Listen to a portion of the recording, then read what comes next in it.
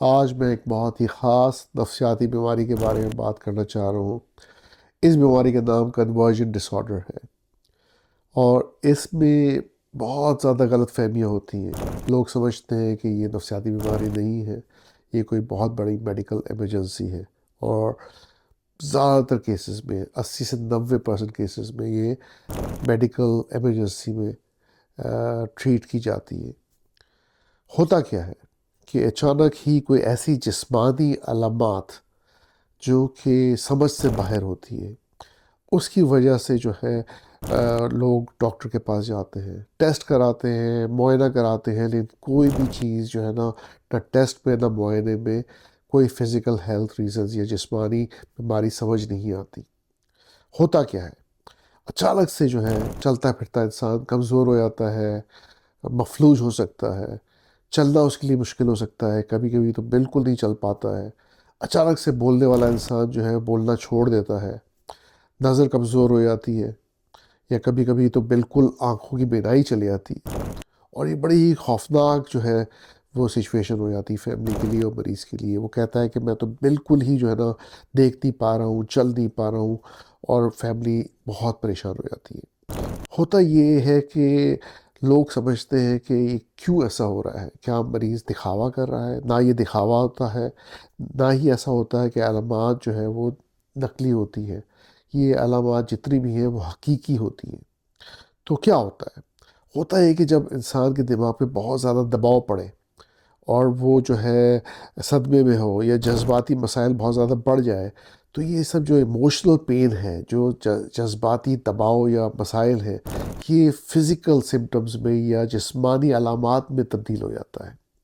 اور اس میں کیا ہوتا ہے کہ وہ بالکل ہی روزمرہ کے کام میں نہیں حصہ لے سکتا ہے، جو ہے وہ بالکل ہی بار بار ہسپتال جاتا ہے، بالکل چلنا اس کے لیے مشکل ہو جاتا ہے، بولنا اس کے لیے مشکل ہو جاتا ہے، اور وہ جو ہے اس اثرات کی وجہ سے جو ہے نا وہ بہت زیادہ متاثر ہوتی ہے اس کی زندگی۔ تو کیا ہوتا ہے؟ لوگ سمجھتے ہیں، جیسے کہ میں نے بولا، کہ بدقسمتی سے سمجھتے ہیں ڈرامہ کر رہا ہے، یا کوئی جادو ہو گیا ہے، آسیب کا سایہ ہو گیا ہے، یا پھر جو ہے وہ توجہ حاصل کرنے کے لیے سب کچھ کر رہا ہے۔ ایسا کچھ بھی نہیں ہوتا۔ ہوتا یہ ہے کہ کیونکہ یہ ایک نفسیاتی بیماری ہے، اور اس کا مین ڈائریکٹ تعلق جو ہے وہ جذباتی دباؤ سے ہوتا ہے، تو اس کا جو علاج ہے وہ بھی نفسیاتی ہے۔ علاج کیا ہے؟ علاج یہ ہے کہ اس کی سائیکو تھیراپی ضروری ہے۔ سائیکو تھیراپی میں کوگنیٹیو بیہیویئر تھیراپی جو ہے نا بہت مین رول ادا کرتی ہے۔ دوائیاں جس سے سٹریس، انزائٹی، ڈپریشن جو ہے وہ کم ہو، ایموشنل پین یا جو جذباتی مسائل ہیں اس کو کنٹرول کیا جائے۔ سٹریس مینجمنٹ ٹیکنیکس اس میں بہت کام کرتی ہے۔ فزیو تھیراپی کا ایک اس میں بہت بڑا رول ہوتا ہے، اور پھر فیملی کی ایجوکیشن اس میں بہت بہت زیادہ امپورٹنٹ رول ادا کرتی ہے، کیونکہ فیملی کو یہ سمجھنا ضروری ہے کہ یہ اصل میں جو ہے ایک نفسیات کی بیماری ہے، اور یہ جو کچھ بھی ہو رہا ہے وہ مریض کے کنٹرول میں بالکل بھی نہیں ہے۔ اچھی بات یہ ہے کہ جتنی جلدی اس کا علاج ہو سکے اتنی جلدی مریض ٹھیک ہو سکتا ہے۔